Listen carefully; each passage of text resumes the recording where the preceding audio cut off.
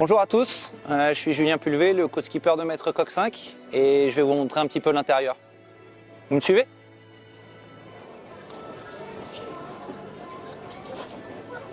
Nous voilà sur le pont du bateau et donc on peut voir déjà d'ici, on a un mât de 29 mètres qui permet l'installation des voiles. La grand voile sur la partie arrière qui est en permanence installée et puis les différentes voiles que Yannick va pouvoir installer ou non, donc elles sont démontables à bord en fonction de la force et de la direction du vent. Donc ça c'est son choix de voile. Ici c'est donc la soute à voile, vraiment une zone donc à l'avant du bateau, le pic avant, qui est vraiment dédié aux différentes voiles que vous pouvez observer à bord. Et donc Yannick va choisir quelle voile il installe à bord en fonction de la direction et de la force du vent. Nous voilà à l'avant du bateau, je me trouve actuellement au-dessus de l'étrave du bateau, donc à l'avant. Et ici au bout de ce bout dehors, cette proéminence du bateau, on va y installer, Yannick va y installer différentes voiles en fonction de la force et de la direction du vent, qui seront toutes enroulables par un système d'enrouleur, d'emmagasineur que l'on stocke ici, pour tenir la durée du tour du monde. On se trouve actuellement au-dessus du cockpit du bateau, donc la salle de manœuvre du bord, et vous pouvez observer ici, tout a été recouvert de panneaux solaires qui vont participer à l'autonomie en énergie du bateau tout au long du tour du monde. Nous voilà tout à l'arrière du bateau, et ici on peut observer ce qu'on appelle un hydrogénérateur, qui est une petite dynamo hydrolienne qu'on immerge dans l'eau quand le bateau avance. Et cette dynamo va également participer à la recharge des batteries pour assurer l'autonomie autour du monde. Donc ici, on est dans le cockpit du bateau. Donc c'est vraiment la salle des manœuvres. On peut y voir ici donc la fameuse colonne de winch, le moulin à café, qui va permettre à Yannick d'actionner ces différents winches, donc ces treuils, pour actionner les différentes voiles du bateau. Il faut imaginer qu'il y a énormément de tension dans chaque cordage, donc on ne pourrait pas le faire à la force des mains. Me voilà ici au poste de veille. Dans le cockpit, voilà, qui va permettre à Yannick d'avoir, par ses grands hublots qui amènent à la fois de la lumière, va lui permettre de pouvoir voir ses voiles, voir l'horizon, le nez du bateau, donc un petit peu suivre le cap et puis voir si les réglages du bateau lui paraissent corrects. Dorénavant on utilise des casques à bord parce qu'il faut se protéger des différents chocs. Là actuellement on est au port, mais il faut imaginer que comme le bateau s'envole sur ses foils, ses grands ailerons, qui lui permettent d'accélérer, on rebondit sur les différentes vagues en mer. Et donc voilà, on se tient un peu partout. On a un siège amorti ici pour essayer d'amortir les chocs et de garder, de préserver une sécurité pour le skipper à bord. Yannick maintenant est vigilant là-dessus. Il est déjà arrivé qu'on ait des petites blessures à bord, superficielles. Donc là l'idée c'est que ça n'arrive pas sur ce tour du monde en solitaire. Donc ici dans le cockpit, depuis ce poste de veille, Yannick a accès à l'intégralité des informations du bord. Ça va de la tension qu'on trouve dans le gréement, puisqu'il faut savoir combien on tire dans le gréement pour ne pas casser le bateau. Il a aussi sur ce grand écran d'ordinateur la cartographie, il voit en temps réel où navigue le bateau et quel cap il est en train de faire. Il y a évidemment la vitesse du vent, la vitesse du bateau, ce genre d'informations qui permettent à Yannick de gérer son bateau ici dans le cockpit.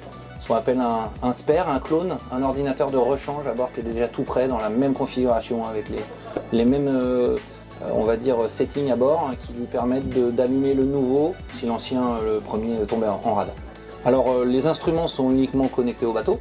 Ce qui va se passer via les satellites, ce sont les antennes qu'on a sur le portique à l'arrière qui vont permettre à Yannick de nous donner des nouvelles, de communiquer avec la Terre, éventuellement avec les partenaires pour donner des nouvelles du large. C'est l'organisation de la course qui transmet plusieurs fois par jour la position actualisée des concurrents.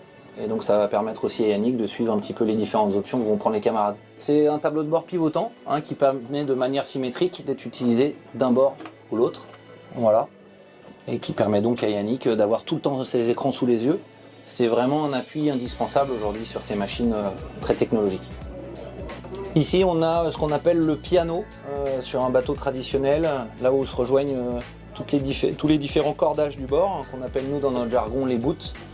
Qui vont avoir chacun d'autres appellations en fonction de leur fonction, notamment une drisse pour hisser ou affaler une voile, une écoute pour la border ou la choquer, c'est-à-dire la tirer ou la lâcher pour lui faire prendre le vent, les cordages d'enrouleur pour enrouler les voiles, on en a parlé tout à l'heure, et donc d'ici Yannick peut manœuvrer l'intégralité des cordages du bateau depuis ce cockpit.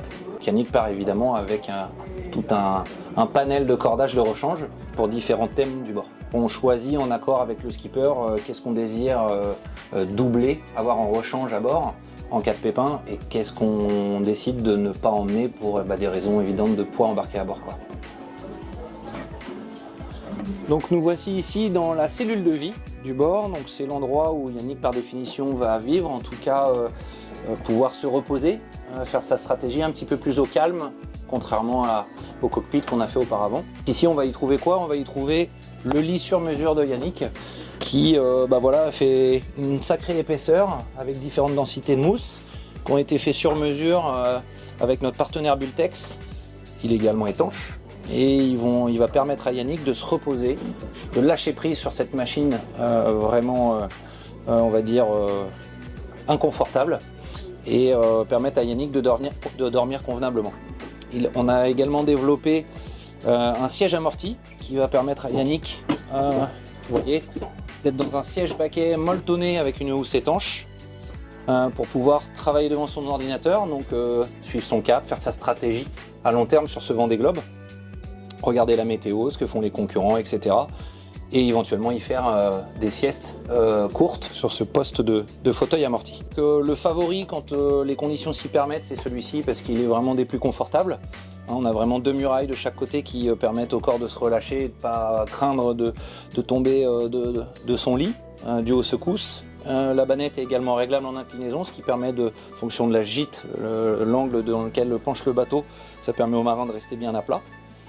Et puis le deuxième poste, c'est ce siège amorti qui va lui permettre de faire ses petites siestes et d'être prêt à sortir en coup de vent pour manœuvrer le bateau si le besoin s'en fait sentir. Alors voilà, ça dépend vraiment des conditions, ça peut être de 10 minutes en 10 minutes en fermant juste les yeux en position assise, ou dans le meilleur des cas, voilà, 1 heure de sommeil, voilà, c'est un peu la grasse mat pour le marin et qui va lui permettre de se reposer un peu plus profondément pour du long terme sur un marathon comme le Vendée Globe. Très bonne question, à vrai dire, la réponse est simple, non, il n'y a pas vraiment d'entraînement parce que c'est très compliqué à terre de reproduire voilà, cet environnement hostile que Nick va rencontrer en mer.